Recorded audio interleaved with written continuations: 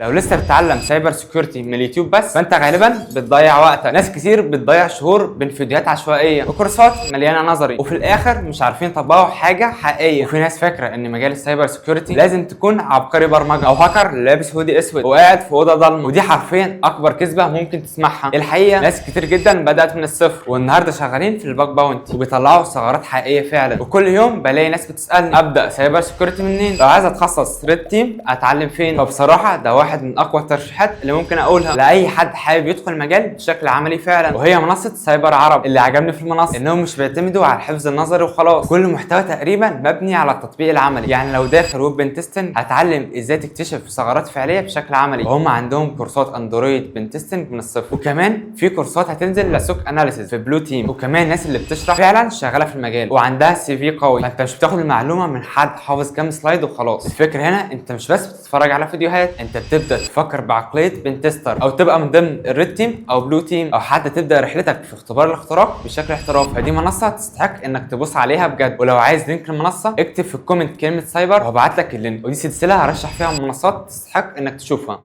ده اعلان مش مدفوع، دي ترشيحات مني شخصيا عن حاجه كذا شخص من اصحابي جربوها وانا هجربها باذن الله.